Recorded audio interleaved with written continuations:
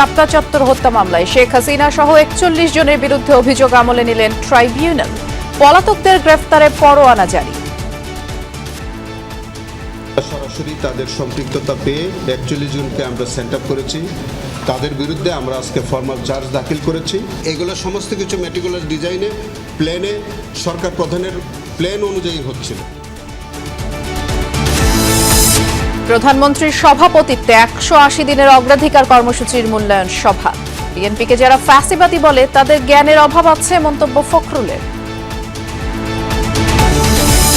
বেসরকারি হাসপাতালে রোগী ভাগাতে রাজধানীতে সক্রিয় অ্যাম্বুলেন্স চক্র। ঢাকার বাইরে থেকে আগতরাই টার্গেট।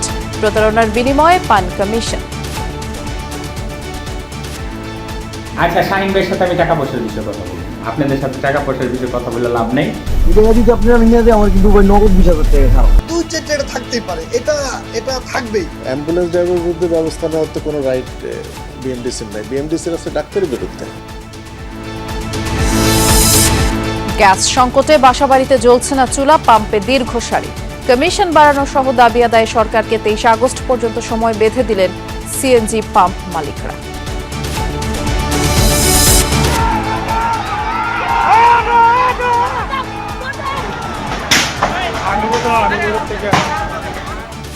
কিশোরগঞ্জের ভৈরবে দুই গ্রামবাসীর মধ্যে সংঘর্ষে একজন নিহত, আহত ১০।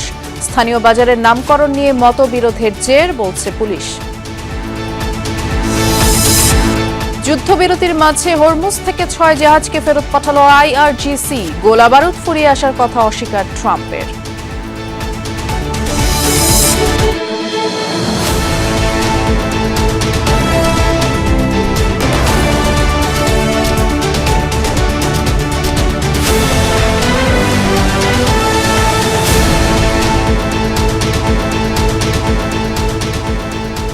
শুভেচ্ছা দুপুরে বাংলাদেশে সবাইকে আমন্ত্রণ জানাচ্ছি। নুসরাত বৃষ্টির সাথে আছি। শিরোনামগুলো শুনছিলেন। শাপলা চত্বর হত্যা মামলায় শেখ হাসিনা, সাবেক সেনাপ্রধান আজিজ আহমেদ, সাবেক আইজিপি শহীদুল হক, বেনজির আহমেদ সহ ৪১ জনের নামে আনুষ্ঠানিক অভিযোগ আমলে নিয়েছেন ট্রাইব্যুনাল।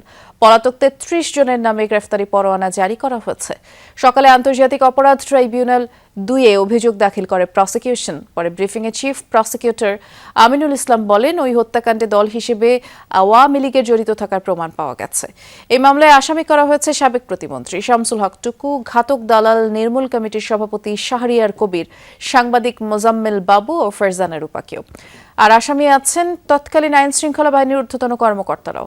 এর আগে তদন্ত শেষে প্রসিকিউশনের কাছে প্রতিবেদন দাখিল করে তদন্ত সংস্থা। চিফ প্রসিকিউটর জানান, শাপলা চত্বর হত্যাকাণ্ডে ৫৮ জন নিহতের প্রমাণ পেয়েছেন তারা। সরাসরি তাদের সম্পৃক্ততা পেয়ে ৪১ জনকে আমরা সেন্ট আপ করেছি। তাদের বিরুদ্ধে আমরা আজকে ফর্মাল চার্জ দাখিল করেছি এবং এই ৪১ জনের বিরুদ্ধেই মাননীয় ট্রাইব্যুনাল নাম্বার ২ অভিযোগ তারা আমলে নিয়েছেন। এগুলো সমস্ত কিছু মেটিকুলাস ডিজাইনে প্ল্যানে সরকার প্রধানের প্ল্যান অনুযায়ী হচ্ছিল এবং তারই ধারাবাহিকতা কিন্তু হেফাজতের নেতৃবৃন্দ তখনও বুঝতে পারেনি। সরকারের ১৮০ দিনের অগ্রাধিকার কর্মসূচির বাস্তবায়ন, অগ্রগতি ও কৌশল মূল্যায়ন সংক্রান্ত সভা শুরু হয়েছে। এতে প্রধানমন্ত্রী তারেক রহমান যোগ দিয়েছেন। সচিবালয় মন্ত্রিপরিষদ বিভাগে সভা চলছে। সরকারের মন্ত্রী, প্রতিমন্ত্রী সহ এতে অংশ নিয়েছেন সংশ্লিষ্টরা। প্রতিটি মন্ত্রণালয় তাদের কাজের অগ্রগতি প্রধানমন্ত্রীকে জানাচ্ছেন। পরবর্তী কৌশল মূল্যায়ন নিয়েও আলোচনা হওয়ার কথা রয়েছে এই সভায়।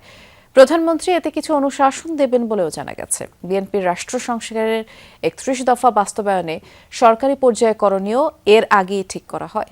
এর আগে জাতীয় সংসদকে প্রধানমন্ত্রী এ বিষয়ে জানান, নির্বাচনী ইশতেহারে ঘোষিত প্রতিশ্রুতির আলোকেই প্রথম ১৮০ দিন, আগামী অর্থবছর ও ৫টি বছরের জন্য একটি সুস্পষ্ট রোডম্যাপ ও কর্মপরিকল্পনা তৈরি করা হয়েছে। প্রতিটি মন্ত্রণালয়কে খাতভিত্তিক, বিষয়ভিত্তিক ১৮০ দিনের অগ্রাধিকার বাস্তবায়ন করার নির্দেশ দেওয়া হয়েছে। জাতীয় সংসদের সাউন্ড সিস্টেম প্রতিস্থাপনে উচ্চ পর্যায়ের সভা অনুষ্ঠিত হয়েছে। সকালে সংসদ ভবনের মন্ত্রিপরিষদ সভাকক্ষে আয়োজিত এ সভায় উপস্থিত ছিলেন প্রধানমন্ত্রী, সংসদ নেতা তারেক রহমান। বৈঠকে সংসদের বিদ্যমান সাউন্ড সিস্টেমের পরিবর্তে আধুনিক প্রযুক্তি নির্ভর নতুন সাউন্ড সিস্টেম স্থাপনের বিভিন্ন বিকল্প তুলে ধরা হয়। এছাড়াও তুলে ধরা হয় কারিগরি সক্ষমতা বাস্তবায়ন পরিকল্পনা। সভায় প্রেজেন্টেশনে প্রযুক্তিগত বৈশিষ্ট্য ও সংসদের কার্যক্রমের সাথে সামঞ্জস্যপূর্ণ বিষয়গুলো নিয়েও আলোচনা হয়। এ সময় উপস্থিত অতিথিরা এ বিষয়ে প্রয়োজনীয় মতামত ও দিক নির্দেশনা দেন। সভায় সভাপতিত্ব করেন জাতীয় সংসদের ভারপ্রাপ্ত স্পিকার ব্যারিস্টার কায়সার কামাল।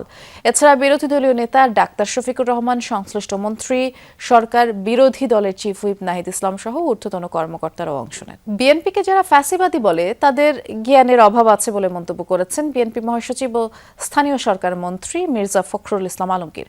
সকালে রংপুর নগরীর টার্মিনাল এলাকায় বিআরডিবি বিভাগীয় কার্যালয়ের উদ্বোধন করেন তিনি, কথা বলেন সাংবাদিকদের সাথে।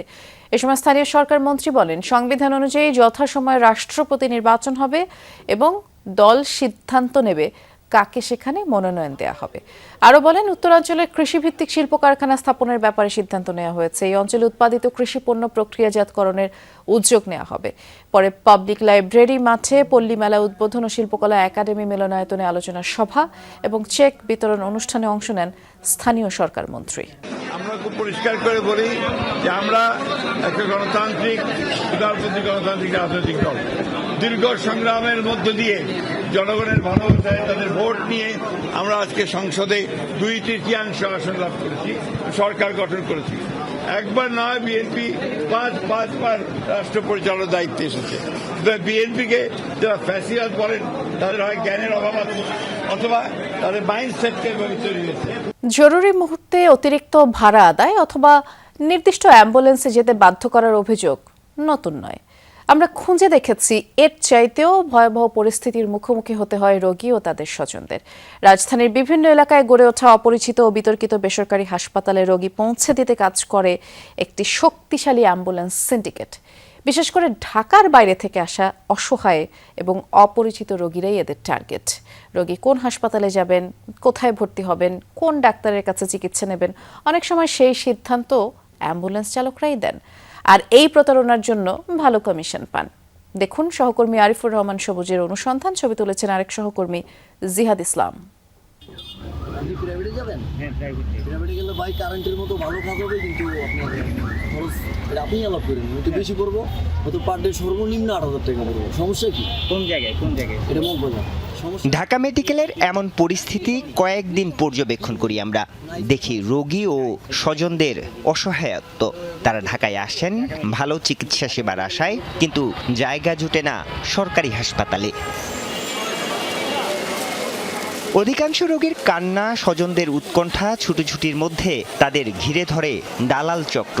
অসহায় মুহূর্তের সুযোগে রোগীর চিকিৎসার সিদ্ধান্ত ধীরে ধীরে চলে যায় চক্রের কবজায়। যারা সাধারণ লোক তারা চিকিৎসা ওরকমভাবে পায় না, অনেক ঘুরতে হয়, একটা ইয়ের জন্য অনেক ঘুরতে হয়। অনেক সময় বলে যে প্রাইভেটে চলে যেতে, বলে কি যে আপনারা সেবা চান তো প্রাইভেটে চলে যান, এটা চান তো প্রাইভেটে চলে যান, কিছু বলে দেখেন আসছেন কেন। একজন অ্যাম্বুলেন্স চালকের ফোন নম্বর নিয়ে রাখি আমরা। অনুসন্ধানে নেমে স্বজন পরিচয়ে রোগী নিয়ে উঠি রাজধানীর পরিবার থেকে। চালক জানান, মগবাজারের বিএনকে নয়, আমাদের রোগীর চিকিৎসা হবে শ্যামলীর অর্থ কেয়ার অ্যান্ড জেনারেল হাসপাতালে। পথেই চালকের সহকারী বাবু খুলে বলেন পুরো ব্যবসার হিসাব। বাদ পরে গাড়ি ঢুকাইতে পারলে মনে করেন যে ভাই কথা বুঝছেন ভাই। আর এই যে এটা কিন্তু জায়গা দিতে আপনি আমি নিয়ে আমার কিন্তু ভাই নগদ 20,000 টাকা খারাপ। আপনি আমি সরাসরি বলতেছি, মিথ্যা অথবাদি গাড়ি দিতে নলে মারে, মানে ওইখানে আপনারা নিয়ে গেলে আমার বেনিফিট আছে। আধা ঘন্টা পথ চলার পর অ্যাম্বুলেন্স থামে মোহাম্মদপুরের খিলজি রোডের একটি গলিতে। হাসপাতালের কর্মীরা যেন আমাদেরই অপেক্ষায় ছিলেন। ভেতরে নেয়ার সঙ্গে সঙ্গে শুরু হয় একের পর এক পরীক্ষা নিরীক্ষা।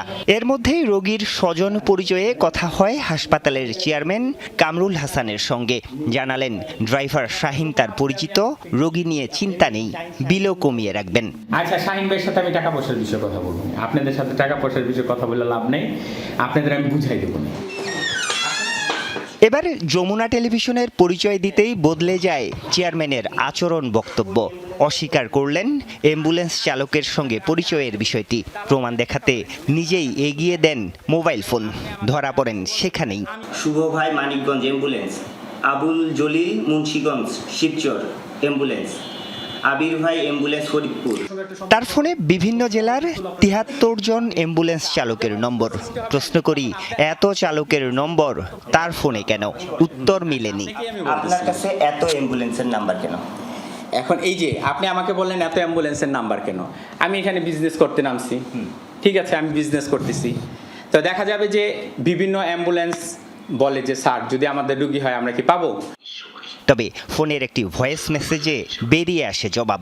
হাওলাত দিলে নাকি বলে অনেক বড় সোয়াবের কাজ করতে বিশ্বাস রাখেন, ওই বুঝছি আমরা ওয়াদা করলাম ভাই রুগী হইলে আপনার নিয়ে যাবেন। এবার তিনি ব্যাখ্যা দিলেন, জানালেন এটাই তাদের মার্কেটিং পলিসি। না আমি রুগী টানি না, আমি রুগী টানি না। আপনি মালিক হিসেবে রুগী টানেন? না না না, আমি মালিক হিসেবে, আমার মালিক হিসেবে প্রচারণা আছে, আমি মার্কেটিং করতেছি ভাই। হাসপাতালে ভর্তি থাকা কয়েকজন রোগীর সাথেও কথা হয় আমাদের। ফার্মেসির ডাক্তার আমার কাছে পাঠায়নি, না রিপন স্যারের কাছে পাঠাই। না রিপন স্যার উনি বললো যে ফার্মেসির ডাক্তার এখানে পাঠাইছে না। জি আমি তো জানি ডাক্তার, মানে আমার ভাসুর ডিসমিসের তার তাদের সঙ্গে স্যারের সাথে কালেকশন আছে। এসবের মাঝে ক্যামেরার উপস্থিতি টের পেয়ে পালিয়ে যান অ্যাম্বুলেন্স চালক ও তার সহযোগী। পরদিন কথা হলে অভিযোগ অস্বীকার করেন চালক। না না, হাসপাতালে কোনো সমস্যা তো আমাদের সাথে নেই। হ্যাঁ, তবে ওই ডাক্তার হলো আমার বাতিজি জামাই দু একটা অর্থোপেডিক সার্জারির যদি অনেক সময় নিজেদের হয়, গরিব হয়, অনেক সময় মানে আত্মীয় স্বজনের হয়ে যায়, তখন দু একটা পেশেন্ট পায়। অনুসন্ধানে জানা যায় সব রোগীর জন্য কমিশন এক নয়। সাধারণ রোগীর জন্য একরকম, পরীক্ষা নিরীক্ষা করলে আলাদা, বেশি কমিশন আইসিইউ রোগী হলে। অনেক ক্ষেত্রে মোট বিলের মোটা অঙ্ক যায় অ্যাম্বুলেন্স চালকদের হাতে। এটা তো রুগী থেকে নিয়ে দিচ্ছি, রুগীর কাছে গলা কেটে তারপরে টাকাটা দিচ্ছি। সারা দেশে নিবন্ধিত অ্যাম্বুলেন্স প্রায় 10,000। এর মধ্যে শুধু ঢাকা মেডিকেলের আশেপাশেই রয়েছে 1,000-এর বেশি। তাদের বড় একটি অংশ রোগী সরবরাহ করে বিভিন্ন বেসরকারি হাসপাতালে। এত বড় দেশ বাংলাদেশ কিন্তু এতটুকু না, আর এতগুলো গাড়ি 2-4টা থাকতেই পারে, এটা থাকবেই। সরকারি হাসপাতালের অসহায় রোগীদের উপর ভর করে রাজধানীতে গড়ে উঠেছে অনেক বেসরকারি হাসপাতাল, ক্লিনিক। স্বাস্থ্য অধিদপ্তরের তথ্য অনুযায়ী ঢাকায় অনুমোদিত বেসরকারি হাসপাতাল ও ক্লিনিকের সংখ্যা 1,836টি, আর ডায়াগনস্টিক সেন্টার প্রায় 3,000। সব কিন্তু আইনে আছে, কিন্তু আমার রুগীটাকে প্রলোভন দেখায় জোরপূর্বক একটা হসপিটালে নিয়ে যাওয়া হলো, সেটা আমাকে তো অভিযোগটা করতে হবে। আর আমি অভিযোগটা কার বিরুদ্ধে করব? আমি অ্যাম্বুলেন্স ড্রাইভারের বিরুদ্ধে? অ্যাম্বুলেন্স ড্রাইভারের বিরুদ্ধে ব্যবস্থা নেওয়ার তো কোনো রাইট বিএমডিসির নাই। বিএমডিসির আছে ডাক্তারের বিরুদ্ধে।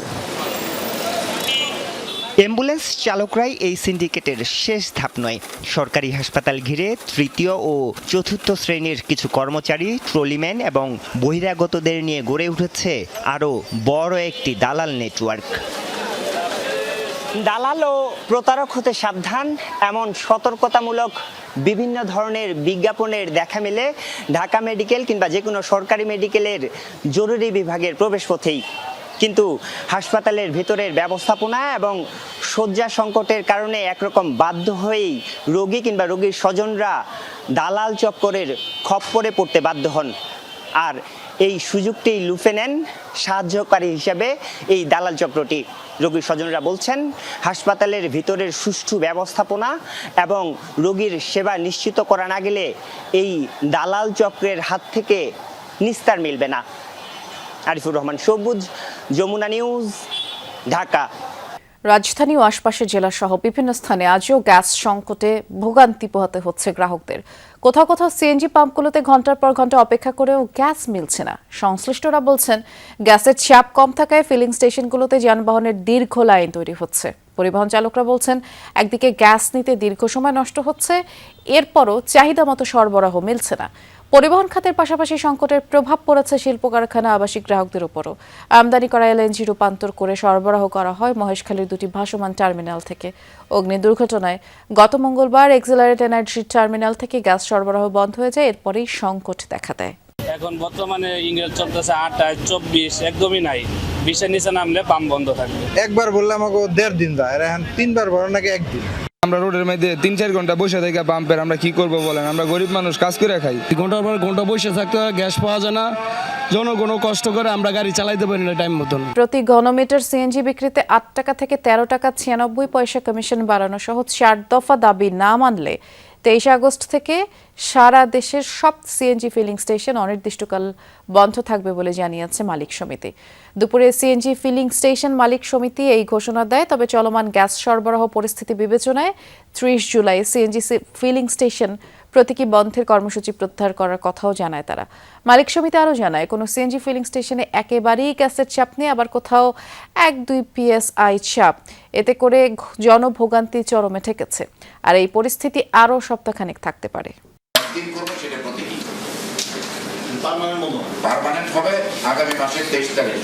কিন্তু আপনারা জানেন যে আমাদের প্রোগ্রাম ডিক্লেয়ার করার পরে আমরা লক্ষ্য করলাম যে একটা জায়গাতে সরবরাহের একটা বিপর্যয় দেখা দিল এক্সিলাইট এনার্জি টার্মিনালে আগুন লাগার কারণে। কাফরুল থানার স্বেচ্ছাসেবক দলের যুগ্ম আহ্বায়ক হাফিজুর রহমান হাফিজ ওরফে সিএনজি হাফিজের পরিকল্পনায় কাফরুলে গোলাগুলির ঘটনা ঘটে। স্থানীয় যুবদলের সদস্য সচিব হাফিজুল ইসলাম বাবুকে হত্যার উদ্দেশ্যে শুটার ভাড়া করা সহ 25 লাখ টাকার চুক্তি হয় বলে জানিয়েছে ডিবি পুলিশ। দুপুরে ডিএমপির মিডিয়া সেন্টারের প্রেস ব্রিফিংয়ে এই তথ্য জানিয়েছেন অতিরিক্ত পুলিশ কমিশনার শফিকুল ইসলাম। তিনি আরও বলেন, দীর্ঘদিন ধরে এলাকার ময়লার টেন্ডার, ফুটপাত দখল, এলাকায় আধিপত্য বিস্তারকে কেন্দ্র করে বাবুকে হত্যার পরিকল্পনা করে এই সিএনজি হাফিজ। টার্গেট মিস করে অস্ত্রধারীদের এলোপাতারি গুলিতে যুবদল কর্মী ইউসুফ নিহত হন। দুজন গুরুতর আহত অবস্থায় চিকিৎসাধীন আছেন। ডিবি জানায়, হত্যার সাথে জড়িত 4 শুটার সহ 8 জনকে গ্রেফতার করা হয়েছে।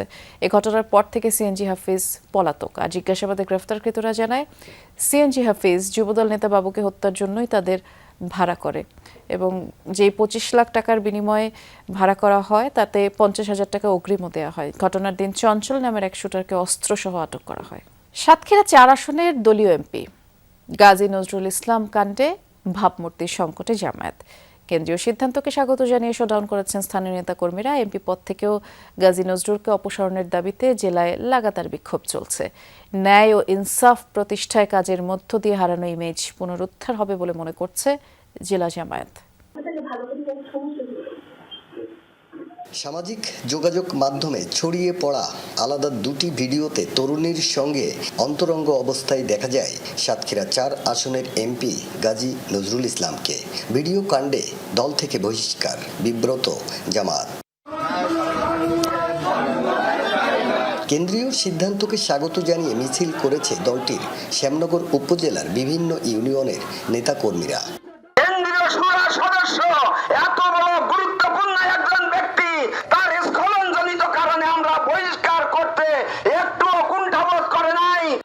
এমপির পদত্যাগ দাবিতে সাতক্ষীরা 4 আসনে চলছে সচেতন নাগরিক সমাজের ব্যানারে লাগাতার বিক্ষোভ সহ নানা কর্মসূচি। এমপির পদত্যাগ দাবিতে অনড় তারা। একজন এমপির এমন কাণ্ড মানতে পারছেন না সাধারণ মানুষও। একজন ধর্ষককে আমরা অনতিবিলম্বে শ্যামনগরের মাটি থেকে বহিষ্কার চাচ্ছি। আমরা এই এমপি পদ থেকে তার বহিষ্কার চাই। এ তো সমাজে মেনে নেওয়া যায় না এগুলা। ওনার মতন লোক যদি এইগুলো করে তাহলে আমরা কোথায় যাব? দলবল নির্বিশেষে ভোট দিয়ে এটা আশা করিনি। ওনার মতন মানুষের কাছে এটা আশা করা যায় না। ওনার যে বয়স, এই বয়সে এটা আশা করা যায় না। আমরা ওনার পদত্যাগ প্লাস ওনাকে এমপি হিসেবে দেখতে চাই না। জেলা জামায়াতের দাবি, এমপি কাণ্ডে ইমেজ সংকটে পড়েছে দল। ন্যায় ইনসাফ প্রতিষ্ঠা, হারানো ইমেজ পুনরুদ্ধারে নতুনভাবে কাজ করবে তারা। ন্যায়ভিত্তিক রাষ্ট্র প্রতিষ্ঠার জন্য অন্যায়ের বিরুদ্ধে সোচ্চার থাকব এবং কোনো দুর্নীতিবাজ এবং অনৈতিকতার নৈতিকহীন কোনো ব্যক্তি এ দলের মধ্যে আশ্রয় থাকবে না, পাবে না। এটি আমাদের মূল মেসেজ আমাদের কর্মীদের জন্য। দেশবাসীর কাছে আমরা দোয়া চাই, আমরা যেন দেশবাসীর আশা পূরণ করতে সক্ষম হই। দল থেকে বহিষ্কারের পর সংসদ সদস্যের পদের বিষয়ে ব্যবস্থা নেওয়ার জন্য স্পিকারকে চিঠি দিয়েছে জামায়াত। ঘটনার পর থেকে লোকচক্ষুর আড়ালে এমপি গাজী নজরুল ইসলাম। আকরামুল ইসলাম, যমুনা নিউজ, সাতক্ষীরা। আওয়ামী লীগ সরকারের আমলে বিভিন্ন অভিযোগে চাকরি হারানো 1522 জন পুলিশ সদস্য তাদের পুনর্বহালের দাবিতে রাজধানী জাতীয় প্রেস ক্লাবের সামনে মানববন্ধন করেছেন। তাদের দাবি, রাজনৈতিক প্রতিহিংসার শিকার হয়ে কোনো সুষ্ঠু বিভাগীয় তদন্ত ছাড়াই অনেকে চাকরিচ্যুত বা বাধ্যতামূলক অবসরে পাঠানো হয়েছিল। জানান, সরকার পরিবর্তনের পর ন্যায় বিচারের আশায় আবেদন করলে স্বরাষ্ট্র মন্ত্রণালয় পুনর্বহালের পক্ষে ইতিবাচক সিদ্ধান্ত নেয়। সেই সিদ্ধান্তের ভিত্তিতে পুলিশ সদর দপ্তরে গঠিত উচ্চ পর্যায়ে তদন্ত কমিটিও বিভাগীয় মামলা নিষ্পত্তিতে ত্রুটি বিচ্যুতির বিষয়টি স্বীকার করে 4 দফা সুপারিশ দেয়। এছাড়া 2025 সালের 8 ফেব্রুয়ারি পুলিশ মিডিয়া সেল থেকেও পুনর্বহালের বিষয়ে আশাব্যঞ্জক বার্তা দেওয়া হয়েছিল। কিন্তু এত সব সিদ্ধান্ত সুপারিশের পরও এখন পর্যন্ত পুনর্বহালের আদেশ বাস্তবায়ন হয়নি বলে অভিযোগ তাদের। আন্দোলনের পরে দেখেন সব কিছুরই কিন্তু বৈষম্য দূর হয়ে গেছে, কিন্তু আমাদের পুলিশ যারা আছে এদের কিন্তু বৈষম্য দূর হয়নি। বিনা অপরাধে শুধু রাজনৈতিক প্রতিহিংসা কিংবা ব্যক্তিগত প্রতিহিংসার কারণে আমরা বিভিন্নভাবে বিভিন্ন সময় চাকরিচ্যুত হয়েছি। সংবিধানের সাথে সাংঘর্ষিকভাবে আমরা চাকরিচ্যুত করেছে, সম্পূর্ণটা অন্যায়। আমরা এই অন্যায়ের বিচার চাই। এই 1522 জন পুলিশ পরিবারের দিকে লক্ষ্য করে দেখুন, আমরা মানবতর জীবনযাপন করতেছি, আমরা মানবিক পুলিশ ছিলাম, আমাদের তুচ্ছ সামান্য অন্যায় আমাদেরকে চাকরিচ্যুত করা হয়েছে। মডেল ও অভিনেত্রী স্নিগ্ধা চৌধুরীর অভিযোগ তদন্ত শেষে আইনানুগ ব্যবস্থা নেওয়ার কথা জানিয়েছে পুলিশ। খিলক্ষেত থানার অফিসার ইনচার্জ জানান, রোববার রাতে মডেল স্নিগ্ধা থানায় গিয়ে অভিযোগ করেন। বলা হয়, রাজধানীর 300 ফিট এলাকার একটি হাসপাতালে বিজ্ঞাপনের চুক্তির কথা বলে তাকে ডেকে নিয়ে শারীরিক নির্যাতন করে আসিয়ান গ্রুপের চেয়ারম্যান নজরুল ইসলাম চৌধুরী। তিনি জানান, বিজ্ঞাপনের চুক্তি স্বাক্ষরের কথা বলে তাকে ডাকা হয়। এরপরে তাকে হাত পা বেঁধে জোরপূর্বক মদের সাথে নেশাজাতীয় দ্রব্য মিশিয়ে খাইয়ে শারীরিকভাবে নির্যাতন করা হয়। এক পর্যায়ে হাতের বাঁধন খুলে 2 তলা ভবনের ব্যালকনি থেকে লাফিয়ে পালিয়ে আসেন স্নিগ্ধা। থানার ওসি মোহাম্মদ সোহরাব আল হোসাইন জানান, ঘটনা যাই হোক সুষ্ঠু তদন্তের মধ্য দিয়ে আসামিকে আইনের আওতায় এনে শাস্তি নিশ্চিত করা হবে। মাত্র এজাহার পেয়েছি, আমি হয় ঘটনাস্থলে যাব, আমি বিস্তারিত তদন্ত করার চেষ্টা করব। এজাহার আমি যখন পেয়েছি তখনই মামলা প্রক্রিয়া শুরু করেছি। ফেসবুক ও অন্যান্য সামাজিক যোগাযোগ মাধ্যমে ভুয়া জিন, তান্ত্রিক, কবিরাজ সেজে অলৌকিক সমাধানের প্রলোভন দেখিয়ে প্রতারণা করা একটি চক্রের 3 সদস্যকে গ্রেফতার করেছে পিবিআই। রাজধানীর দক্ষিণ কল্যাণপুরে পিবিআই কার্যালয়ে আয়োজিত সংবাদ সম্মেলনে বিশেষ পুলিশ সুপার ফজলে এলাহি এই তথ্য জানিয়ে বলেন, গ্রেফতারকৃতরা মূলত বেদে সম্প্রদায়ের সদস্য। তারা ইউটিউব দেখে রাসায়নিক বিক্রিয়ার মাধ্যমে আগুন তৈরির কৌশল শিখে বিভিন্ন ভুয়া নামে ফেসবুক পেজ পরিচালনা করত। তারপর পরকীয়া, প্রেমে সফলতা, স্বামী স্ত্রীর সম্পর্ক, সন্তান না হওয়া, পরীক্ষায় ভালো ফল, ব্যবসায় উন্নতি, পারিবারিক সমস্যার সমাধানের নামে মানুষের কাছ থেকে অর্থ হাতিয়ে নিত। আরও জানান, প্রতারণার অংশ হিসেবে ভুক্তভোগীদের বিভিন্ন রাসায়নিক পদার্থ ব্যবহার করতেও প্ররোচিত করা হতো। তাদের প্রতারণার শিকার হয়ে গত কয়েক মাসে প্রায় 200 জন দগ্ধ হয়ে জাতীয় বার্ন প্লাস্টিক সার্জারি ইনস্টিটিউটে চিকিৎসা নিয়েছেন। প্রযুক্তির অপব্যবহার করে ধর্মীয় বিশ্বাস, কুসংস্কার ও মানুষের আবেগকে পুঁজি করে প্রতারণাকারী সংঘবদ্ধ চক্রের বিরুদ্ধে আমাদের পিবিআই এর 0 টলারেন্স নীতি আছে। এই ধরনের অপরাধ দমনে আমাদের অভিযান অব্যাহত থাকবে এবং জড়িত সকলকে আইনের আওতায় আনা হবে।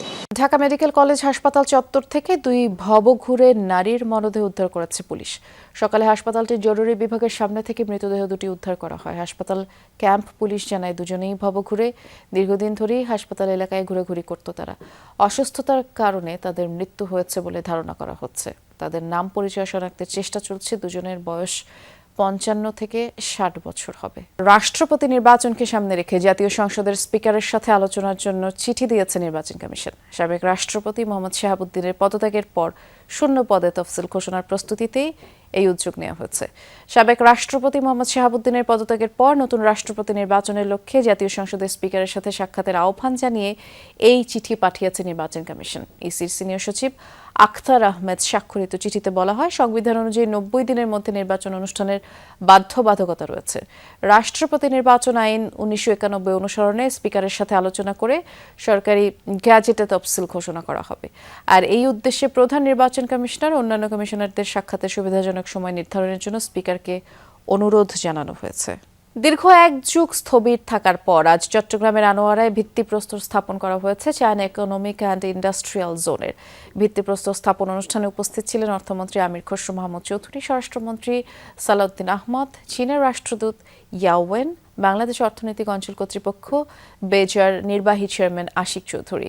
আর এ সময় অর্থমন্ত্রী বলেন, 2034 সালের মধ্যে $1 ট্রিলিয়ন অর্থনীতি হবে সরকারের সবচেয়ে বড় পদক্ষেপ। চায়না ইকোনমিক জোনে বিনিয়োগ হবে $1 বিলিয়ন ওপর।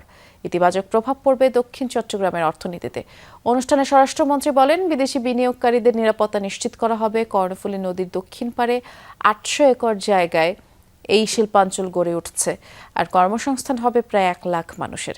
এরই মধ্যে এই শিল্পাঞ্চলে বিনিয়োগের আগ্রহ প্রকাশ করেছে 30টি চীনা প্রতিষ্ঠান। প্রকল্পটির অবকাঠামো উন্নয়নে ব্যয় ধরা হয়েছে 4,189 কোটি টাকা। এর মধ্যে সরকারি অর্থায়ন 1,722 কোটি টাকা, আর চীনের প্রেফারেন্সিয়াল বায়ার্স ক্রেডিট থেকে আসবে 2,467 কোটি টাকা। আশা করা হচ্ছে অবকাঠামো উন্নয়ন প্রকল্প 2031 সালের 31 ডিসেম্বরের মধ্যে শেষ হবে। বিনিয়োগ নির্ভরের মাধ্যমে বাংলাদেশের গ্রোথ যদি আমরা বাড়াতে চাই, বাংলাদেশে যদি আমরা কর্মসংস্থান সৃষ্টি করতে চাই, আমরা যে $1 ট্রিলিয়ন ইকোনমির কথা বলছি 2034-এ, সেখানে যেতে হলে আমাদেরকে বিনিয়োগ ছাড়া এবং মোস্টলি প্রাইভেট বিনিয়োগ, প্রাইভেট সেক্টর বিনিয়োগ, বিদেশি বিনিয়োগ, দেশি বিনিয়োগ, যার মাধ্যমে বাংলাদেশের অর্থনীতি এগিয়ে যাবে। প্রত্যেকটা ফেজে ইন্টার ডেভেলপমেন্টের প্রত্যেকটা ফেজে আমরা সেটা এনশিওর করব, সেটা আমি আমার বক্তব্য থেকে বলেছি। এবং আইন শৃঙ্খলা পরিস্থিতির উন্নয়ন ছাড়া বিনিয়োগ হয় না, এবং বিনিয়োগের নিরাপত্তা ছাড়া আমরা অগ্রগতি করতে পারবো না। সুতরাং একটা আরেকটার সাথে অঙ্গাঙ্গিভাবে জড়িত। কাঁচালং নদী যেন রাঙামাটির বাঘাইছড়ির বাড়িবিন্দু এলাকার মানুষের কাছে অভিশাপ। একদিকে নাব্য সংকট, অন্যদিকে স্থায়ী প্রতিরক্ষা বাঁধ নেই। অল্প বৃষ্টিতেই প্লাবিত হয় নদীর দুই কূল, জলাবদ্ধতায় বাড়ে ভোগান্তি। নদী খনন ও বাঁধ নির্মাণে আশার আলো দেখছেন স্থানীয়রা। আকাশে মেঘ জমলে বাড়িবিন্দুর মানুষের মনে ভর করে অজানা শঙ্কা। পাহাড়ি ঢলের পানি নেমে এলে মুহূর্তে ভয়ঙ্কর রূপ নেয় কাঁচালং নদী। তলদেশ ভরাট হয়ে নাব্য হারানোই পানি প্রবাহ বাধাগ্রস্ত হওয়ায় ডুবে যায় গ্রামের পর গ্রাম, ভেসে যায় কৃষকের কষ্টের ফসল, দুর্ভোগ বাড়ে পানিবন্দী মানুষের। দুঃখ হুয়াংহ নদী আমাদের বাঘাইছড়ির ঠিক তদ্রূপ। বাঘাইছড়ির দুঃখ হইল বাড়িবিন্দুকাদের এই বার্তা। ধরে আমরা বন্যা বক্তব্য করছি, শুধু আমরা না, বাঘাইছড়ি এলাকা। বছরের পর বছর একই চিত্রের পুনরাবৃত্তি হলেও মিলছে না স্থায়ী সমাধান। কাঁচালং নদী খনন ও টেকসই প্রতিরক্ষা বাঁধ নির্মাণে স্থানীয়দের দাবিও উপেক্ষিত। দোকানপাট সব নষ্ট হয়ে যাবে। এই যে দেখেন, দোকান দুটা ভেঙে গেছে, আরো হয়তো পরবর্তীতে ভেঙে যেতে পারে। এই বাঁধের বিষয়ে অনেক কিছু কথা বলে যায়, আমাদেরকে আশ্বস্ত করে যায়, কিন্তু স্থায়ী কোনো একটা সমাধান আমরা এই যাবৎকালে পাই নাই। আমাদের ত্রাণের দরকার নাই, আমাদের দরকার স্থায়ীভাবে একটা সুস্থ এবং মজবুতভাবে বাঁধ নির্মাণ। সম্প্রতি বিষয়টি পানি সম্পদ প্রতিমন্ত্রীর নজরে আনেন ভূমি ও পার্বত্য চট্টগ্রাম বিষয়ক প্রতিমন্ত্রী ব্যারিস্টার মীর হেলাল উদ্দিন। ফোনালাপে আশ্বাস দেন নদী খনন এবং স্থায়ী প্রতিরক্ষা বাঁধ নির্মাণের। আপনি বলছেন এটা দ্রুততম সময়ের মধ্যে হবে, ড্রেজিং এবং বাঁধ, এই আর কি। বাঁধটা কিন্তু দ্রুত প্রয়োজন। স্কুল ছাত্রছাত্রী সবাই কষ্ট পাচ্ছে,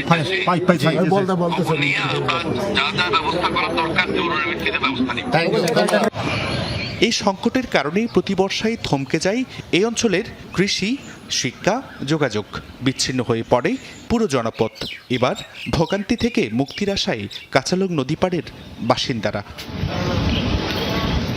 জুবাইর রিফাত, যমুনা নিউজ। বন্যার পানি নামার সাথে সাথে স্পষ্ট হয়ে উঠছে রংপুরের নোহালী ইউনিয়নের 3টি ওয়ার্ডের রাস্তাঘাটের ক্ষতচিহ্ন।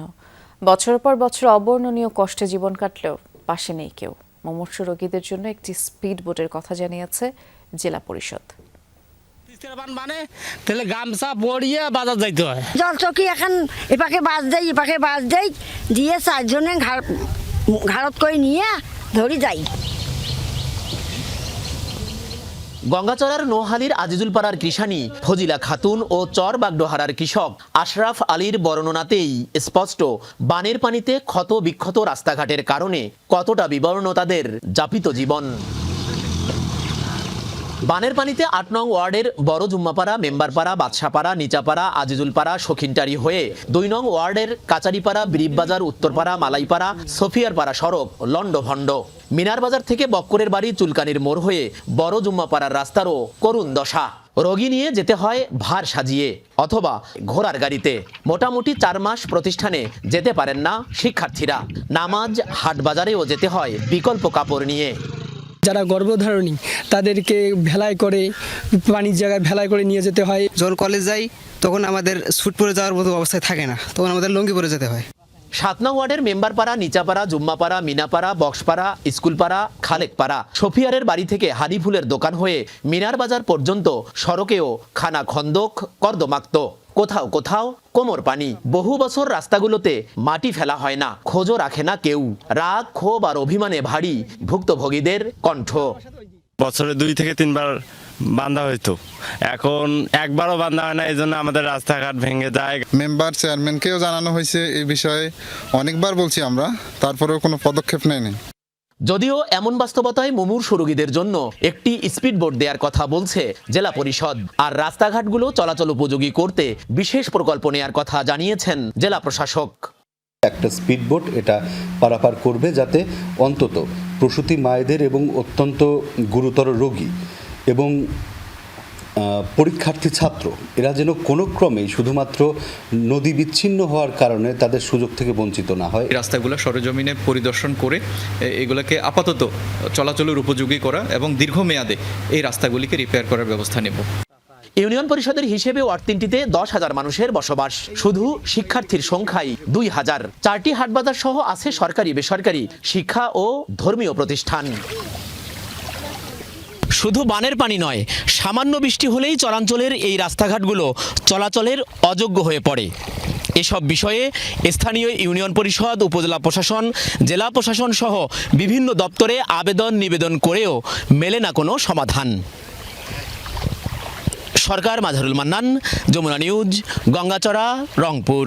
তথ্যের প্রবাহ থেকে বস্তুনিষ্ঠ তথ্য আলাদা করা এবং বস্তুনিষ্ঠতাবিহীন তথ্যকে ফিল্টারিং করা এখন বড় চ্যালেঞ্জ। বরিশালে এমনটা বলেছেন তথ্যমন্ত্রী জহিরুদ্দিন স্বপন। সকালে বরিশাল বিভাগের সাংবাদিকদের কল্যাণে করণীয় শীর্ষক মতবিনিময় সভায় প্রধান অতিথি হিসেবে বক্তব্য দেন। মন্ত্রী বলেন, সাংবাদিকতা পেশার একটি সংজ্ঞা নির্ধারণ করা দরকার। কোনো সাংবাদিকতা ব্ল্যাকমেইলিং আর কোনো সাংবাদিকতা সমাজের জন্য অনিবার্য, এবং এটা ভাগাভাগি করে ফেলতে না পারলে রাষ্ট্র সমাজ সঠিকভাবে দায়িত্বশীল সাংবাদিকতাকে পৃষ্ঠপোষকতা করতে পারবে না। এই কাজে সরকার একা করতে পারবে না, এজন্য সাংবাদিকদের অংশীদারিত্ব লাগবে। এর আগে তিনি চরকাও এলাকায় খালপাড়ে বৃক্ষরোপণ করেন। রাষ্ট্রের প্রয়োজনেই, সমাজের প্রয়োজনেই, দেশের প্রয়োজনেই, মানুষের প্রয়োজনেই দায়িত্বশীল সাংবাদিকতাকে সবসময় জীবন্ত রাখতে হবে, সজাগ রাখতে হবে। পাবনার ইছামতি পাড়ের কৃষকদের স্বল্প খরচে সেচ সুবিধা দেওয়ার উদ্যোগ হাতে নেয় বরেন্দ্র বহুমুখী উন্নয়ন কর্তৃপক্ষ। স্থাপন করে পরিবেশ বান্ধব সোলার পাম্প। তবে চালুর আগেই চুরি গেছে অর্ধ কোটি টাকা ব্যয়ে বসানো 4টি পাম্পের বিভিন্ন যন্ত্রাংশ। এতে করে সুফল বঞ্চিত হাজারো কৃষক। পাবনার আটঘরিয়া উপজেলার লক্ষ্মীপুর ও শ্রীপুর গ্রামের মধ্য দিয়ে বয়ে চলছে ইছামতি নদী। এই এলাকায় দিন দিন বাড়ছে সবজির আবাদ, যা স্থানীয় চাহিদা মিটিয়ে সরবরাহ হচ্ছে রাজধানীতেও। এখানকার চাষিদের স্বল্প খরচে সেচ সুবিধা দিতে এগিয়ে আসে বরেন্দ্র বহুমুখী উন্নয়ন কর্তৃপক্ষ। 2টি গ্রামে প্রায় অর্ধ কোটি টাকা ব্যয়ে শুরু হয় 4টি সোলার সেচ পাম্প স্থাপনের কাজ। সেচ সংকট নিরসনের আশায় বুক বাঁধেন প্রান্তিক চাষিরা। তবে পাম্প চালুর আগেই চুরি গেছে সোলার প্যানেল, ব্যাটারি, তারসহ মূল্যবান যন্ত্রাংশ। সরকারি উদ্যোগের সুফল বঞ্চিত হাজারো কৃষক। এই সৌরবিদ্যুৎ ডিপকল বসানোর পরে সব চুরি হয়ে গেছে, আর চলে না। চালু হইলে পরে কৃষকের সুবিধা আছে, ধরেন সেচ টাচ দিলে পরে আমাদের অল্প টাকা মাখা লাগে। আশপাশের যত কৃষক কিংবা ফসলি জমি আছে সেখানকার মানুষ নিজস্ব পাম্প অথবা সেলো পাম্প দিয়ে পানি তুলে নিজের জমিতে দেয়, যার কারণে তাদের তেলের দাম এবং খরচ দিয়ে মেলা টাকা জমি পেতে দিতে হয়। দেখভালের জন্য লোক না থাকা ও একেবারে নির্জন স্থানে পাম্প স্থাপন করে এমন পরিস্থিতি তৈরি হয়েছে বলছেন স্থানীয়রা। ভালো জায়গায় করতো, যেখানে লোকজন থাকার মানে ক্যাপাসিটি আছে বা থাকা যাবে, সেসব জায়গায় যদি দিত তাহলে এগুলো চুরি হতো। পাহারাদার দরকার, এমন রক্ষণাবেক্ষণের লোক দরকার, তাছাড়া তো থাকে না। যন্ত্রাংশ চুরির বিষয়টি ঊর্ধ্বতন কর্তৃপক্ষকে অবহিত করা হয়েছে বলে জানিয়েছেন নির্বাহী প্রকৌশলী। শিগগির সেচ পাম্পগুলো চালুর আশ্বাস তার।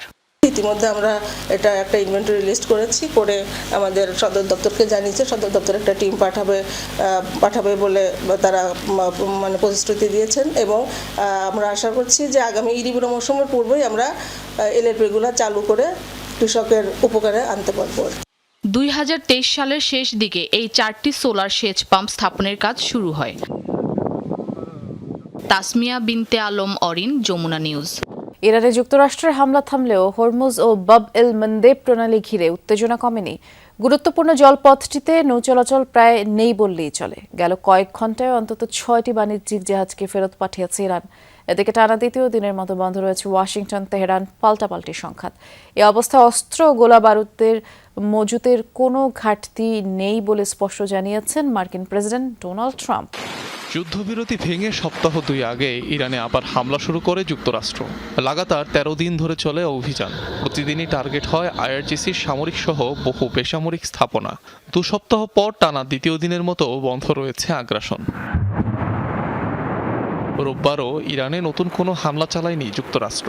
মার্কিন ঘাঁটিতে পাল্টা হামলা স্থগিত রেখেছে তেহরানও। ফুরিয়ে আসছে গোলাবারুদের মজুদ এমন প্রতিবেদন উড়িয়ে দিয়েছেন মার্কিন president Donald Trump. Wall Street জার্নালে দেয়া এক লিখিত সাক্ষাৎকারে দাবি করেন অস্ত্রের মজুদ প্রয়োজন এবং যে কোনো দেশের তুলনায় অনেক বেশি। রোববার অবশ্য জাতিসংঘের মার্কিন প্রতিনিধি স্বীকার করেছেন আলোচনার সুযোগ তৈরি করতেই অভিযান স্থগিতের সিদ্ধান্ত ট্রাম্প প্রশাসনের। প্রেসিডেন্ট বলেছেন, আমরা পূর্ণ প্রস্তুতি নিয়ে তৈরি। মধ্যপ্রাচ্যে আরও বেশি সামরিক সম্পদ মোতায়েন করা হচ্ছে। তিনি আলোচনার প্রক্রিয়া চালিয়ে যেতে কিছুটা সময় ও সুযোগ দিচ্ছেন। গত কয়েক সপ্তাহে ওমান, ইরান সহ আমাদের আরও বেশ কয়েকজন মধ্যস্থতাকারী সর্বোচ্চ পর্যায় থেকে শুরু করে কারিগরি পর্যায় পর্যন্ত সব স্তরেই আলোচনায় সক্রিয়ভাবে যুক্ত। সম্প্রতি লোহিত সাগরে বাব এল মানদেব প্রণালীতে সৌদি আরবের বিরুদ্ধে নৌ অবরোধ ঘোষণা করে হুতি বিদ্রোহীরা। ইয়েমেনের বিদ্রোহীদের অবস্থান লক্ষ্য করে হামলাও চালায় সৌদি আরব। ফলে হরমুজের পরই গুরুত্বপূর্ণ এই সমুদ্রপথকে ঘিরেও চলছে উত্তেজনা। অনিশ্চয়তার কারণে এই পথে জাহাজ নেই বললেই চলে। এদিকে দুই পক্ষকে আলোচনার টেবিলে ফেরাতে চেষ্টা করে যাচ্ছে মধ্যস্থতাকারী কাতার ও পাকিস্তান। তবে হরমুজ প্রণালী ঘিরে অস্থিরতা কাটেইনি। নিষেধাজ্ঞা অমান্য করে বিকল্প রুট দিয়ে হরমুজ পাড়ি দেওয়ার চেষ্টা করে 6 জাহাজকে ফেরত পাঠিয়েছে আইআরজিসি। হুতি বিদ্রোহীদের হামলার শঙ্কায় বাব এল মানদেব প্রণালীতেও নৌ চলাচল প্রায় স্থবির। অনিক রহমান, যমুনা নিউজ। কাস্পিয়ান সাগরে ইরানের বাণিজ্যিক জাহাজে হামলার ঘটনায় ইউক্রেনকে ছাড় দেওয়া হবে না বলে হুঁশিয়ারি দিয়েছে ইরান। সামাজিক যোগাযোগ মাধ্যম এক্সে দেয়া এক পোস্টে ইরানি পররাষ্ট্রমন্ত্রী আব্বাস আরাকচি জানান, ইউক্রেনের এই হামলায় জাতিসংঘের সনদের স্পষ্ট লঙ্ঘন হয়েছে। ইউরোপকে মধ্যপ্রাচ্যের সংঘাতে জড়াতে ইসরায়েলের পরামর্শে এই হামলা বলে অভিযোগ তেহরানের। শনিবার কাস্পিয়ান সাগরে হামলার শিকার হয় একটি ইরানি জাহাজ। এক নাবিক নিহত হন, একজন আহতও হন। এ ঘটনায় ইউক্রেনকে দায়ী করে তেহরান। কিয়েভের দাবি, রাশিয়ার জাহাজ লক্ষ্য করে অভিযান চালিয়েছিল তারা। সামরিক পণ্য বহন করছিল নৌযানগুলো। প্রেসিডেন্ট ভলোদিমির জেলেনস্কি বলেন, মধ্যপ্রাচ্যে চলমান সংঘাতে ইরানকে সহায়তা করছে রাশিয়া। ইয়েমেনে নজরদারি চালানোর সময় সৌদি আরবের একটি আকিনশি ড্রোন ভূপাতিতের দাবি করেছে সশস্ত্র গোষ্ঠী হুথি। এ ঘটনার একটি ফুটেজ প্রকাশ করেছে তারা। দাবি করা হয়, রোববার ইয়েমেনের জোফ প্রদেশে গোয়েন্দা নজরদারি চালাচ্ছিল ড্রোনটি। এ সময় আকাশযানটিতে ভূপাতিত করা হয়। তবে প্রকাশিত ভিডিওর সময় ওই স্থানের সত্যতা যাচাই করাও হয়নি এবং এ বিষয়ে কোনো মন্তব্য করেননি সৌদি আরব। মূলত তুরস্কের তৈরি নজরদারি উদ্ধার কাজে ব্যবহৃত ড্রোন হলো আকিনসি, যা সৌদি আরব সহ বেশ কয়েকটি দেশে ব্যবহৃত হয়। মধ্যপ্রাচ্যের রাজনীতিতে হঠাৎ নতুন মোড়। চিরবৈরী ইসরায়েলের সাথে বা নিরাপত্তা চুক্তি করতে আগ্রহী সিরিয়া। আল জাজিরাকে দেয়া সাক্ষাৎকারে এমন ইঙ্গিত দিয়েছেন সিরিয়ার প্রেসিডেন্ট আহমেদ আল শারা। কয়েকটি দেশের মধ্যস্থতায় ইসরায়েলের সাথে এই নিরাপত্তা সমঝোতায় পৌঁছানোর চেষ্টা করছে দামেস্ক। তবে চুক্তি হলেও নিজেদের সার্বভৌমত্ব ও গোলান মালভূমির উপর অধিকার থেকে সিরিয়া সরে আসবে না বলেও জানান শারা। ইসরায়েলের সাথে চুক্তির মাধ্যমে দীর্ঘদিনের সংকট সমাধানের পথ খুলে যাবে বলে মনে করেন সিরিয়ান প্রেসিডেন্ট। 1976 সালের আরব ইসরায়েল যুদ্ধের পর গোলান মালভূমির অধিকাংশ এলাকায় দখল করে ইসরায়েল। ধর্মীয় এবং ভূরাজনৈতিক কারণে এরপর থেকেই বিবাদ চলে আসছে সিরিয়া ইসরায়েলের মধ্যে। বাশার আল আসাদের পতনের পর ক্ষমতায় আসেন সাবেক আইএস নেতা আহমেদ আল শারা। এরপর থেকেই দক্ষিণ সিরিয়ায় একাধিকবার হামলা ও সামরিক অভিযান চালিয়েছে ইসরায়েল। এমন পরিস্থিতিতে দামেস্ক বলছে তারা কোনো সামরিক সংঘাতে জড়াতে চায় না, বরং উত্তেজনা কমিয়ে কূটনৈতিক সমাধান খুঁজছে। এই লক্ষ্যে ইসরায়েলের সাথে চুক্তিতে আগ্রহী সিরিয়া। আন্তর্জাতিক গণমাধ্যম আল জাজিরায় দেওয়া সাক্ষাৎকারে এমনটি জানান সিরিয়ান প্রেসিডেন্ট আহমেদ আল শারা। ইসরায়েলের সাথে আমরা একটি কার্যকর নিরাপত্তা চুক্তির চেষ্টা করছি।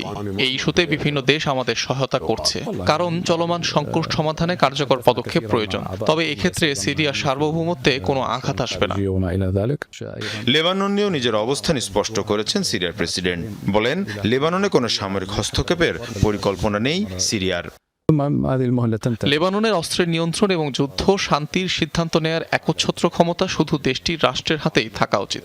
লেবাননে অস্থিতিশীলতা তৈরি হলে তার সরাসরি প্রভাব পড়বে সিরিয়ায়। আর যুক্তরাষ্ট্র, ইসরায়েল ও ইরানকে ঘিরে সংঘাত আরও বিস্তৃত হলে পুরো অঞ্চলকে ভয়াবহ পরিস্থিতির মুখোমুখি হতে হবে। দেশের অভ্যন্তরীণ পরিস্থিতি নিয়ে কথা বলেন সারা। তার ভাষ্য, শুধু অর্থনৈতিক নিষেধাজ্ঞা তুলে নিলেই হবে না, সিরিয়াকে পুনর্গঠনে যুক্তরাষ্ট্র প্রণীত সন্ত্রাসবাদের পৃষ্ঠপোষক রাষ্ট্রের তালিকা থেকেও বাদ দিতে হবে। আমাদের ওপর থেকে যতই অর্থনৈতিক নিষেধাজ্ঞা প্রত্যাহার করা হোক না কেন, মূল সমস্যা হচ্ছে সিরিয়াকে কালো তালিকাভুক্ত করে রাখা। যতক্ষণ আমাদের মার্কিন সন্ত্রাসবাদের তালিকায় রাখা হবে, ততক্ষণ পর্যন্ত সিরিয়াকে পুনর্গঠন করা সম্ভব নয়। ক্ষমতার পরিবর্তনের পর নতুন সিরিয়া আঞ্চলিক সংঘাত নয়, কূটনীতি ও নিরাপত্তা সমঝোতার পথে এগোতে চায় দামেস্ক। আহমেদ আল শারের বক্তব্যে সেই বার্তাই উঠে এসেছে। তবে ইসরায়েলের সাথে সম্ভাব্য নিরাপত্তা চুক্তি, লেবানন সংকট, নিষেধাজ্ঞা প্রত্যাহারের মতো ক্ষত কিভাবে কাটিয়ে উঠবেন সারা, সেটি এখন প্রশ্ন। মীর মুশফিকা হাসান, যমুনা নিউজ। সন্ত্রাস বিরোধী অভিযানের নামে দখলকৃত পশ্চিম তীরে ভয়াবহ তাণ্ডব চালাচ্ছে ইসরায়েল। একদিকে দখলদারদের বেপরোয়া হামলা, অন্যদিকে আইডিএফ এর সাঁড়াশি অভিযান। যৌথ আগ্রাসনে নাজেহাল ফিলিস্তিনিরা। বাড়ি বাড়ি গিয়ে ধরপাকড় চলছে, পথে পথে চেক পয়েন্ট বসিয়ে বাধা দেয়া হচ্ছে ফিলিস্তিনিদের চলাচলে। নাবলুসের কুসরা শহরে মসজিদে আগুন, পরপর দুটি মসজিদ পুড়িয়ে দেয় দখলদাররা। শুধু অগ্নিসংযোগই নয়, স্থানীয় ফিলিস্তিনিদের অভিযোগ, গভীর রাতে মুখোশধারীরা মসজিদের প্রবেশপথে বিস্ফোরণও ঘটায়। দেয়ালে স্প্রে করে লেখা হয় ইহুদিদের প্রতিশোধ। জানালা দিয়ে হঠাৎ দেখলাম লালচে আলোর ঝলকানি। তারা পায়ে হেঁটে আসছিল, তাই টেরই পাইনি। গাড়ির আওয়াজ পেলে হয়তো থামাতে পারতাম। গত শুক্রবার প্রাণঘাতী সংঘাতের পরই আবার উত্তপ্ত হয়ে ওঠে দখলকৃত পশ্চিম তীরের পরিস্থিতি। 2 ইহুদি সেনা নিহতের প্রতিশোধে শুরু হয় আইডিএফ এর সাঁড়াশি অভিযান। একদিকে দখলদার ইসরায়েলিদের তাণ্ডব, অন্যদিকে নেতানিয়াহু বাহিনীর ধরপাকড়, হামলা। নাবলুস, তুলকারেম, হেব্রনে বাড়ি বাড়ি গিয়ে চলছে অভিযান, ভাঙচুর, অগ্নিসংযোগ। 2 দিনে আটক 120 জনের বেশি ফিলিস্তিনি। এমনকি হাসপাতালেও তল্লাশি, ধরপাকড় চালানো হয়। অনেককেই ফিল্ড ডিটেনশন সেন্টারে নিয়ে যাওয়া হয়, সেখানে তাদের জেরা করা হয়।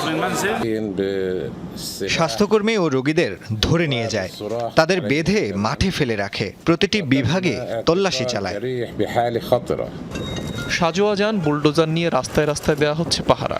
গুরুত্বপূর্ণ সড়ক অবরোধ করে রেখেছে ইসরায়েলি সেনারা। পশ্চিম তীরে আগ্রাসন বন্ধে বিশ্ব নেতাদের প্রতি জরুরি হস্তক্ষেপের আহ্বান জানিয়েছেন ফিলিস্তিনি প্রেসিডেন্ট মাহমুদ আব্বাস। চলতি বছর পশ্চিম তীরে তেল আবিবের আগ্রাসনে প্রাণহানির শিকার 87 ফিলিস্তিনি। এদের মধ্যে 21 জনের মৃত্যুর জন্য দায়ী দখলদাররা। পশ্চিম তীর ও পূর্ব জেরুজালেমে ইসরায়েলি বসতি স্থাপনকারীর সংখ্যা 7 লাখের বেশি। অনিক রহমান, যমুনা নিউজ। জার্মানিতে সমকামীদের মিছিলে গাড়ি তুলে দেয়া ব্যক্তি পুলিশের সাথে গোলাগুলিতে নিহত হয়েছেন। বার্লিন পুলিশ প্রশাসন এই তথ্য নিশ্চিত করেছে। হামলার পর থেকেই তাকে খোঁজ ছিল নিরাপত্তা কর্মীরা। রোববার স্থানীয় সময় সন্ধ্যা 7টার পর বার্লিনের স্পান্ডাউ জেলায় তাকে ধরতে অভিযান চালায় পুলিশ। এ সময় নিরাপত্তা কর্মীদের সঙ্গে আততায়ীর গোলাগুলির ঘটনা ঘটে। নিহত হন আব্দুল বেল্লাউত নামের 21 বছর বয়সী ওই ব্যক্তি। শনিবার বার্লিনের সমকামীদের একটি মিছিলে গাড়ি তুলে দিয়ে হামলা চালান তিনি। আয়োজনটিতে অংশ নিয়েছিলেন কয়েক লাখ মানুষ। এ ঘটনায় কমপক্ষে 1 জন নিহত হয়, আরও 16 জন আহত হয়, যাদের অনেকেই আশঙ্কাজনক অবস্থায় রয়েছেন। এ ছিল দুপুরে বাংলাদেশের আয়োজনে। সাথে থাকার জন্য সবাইকে ধন্যবাদ।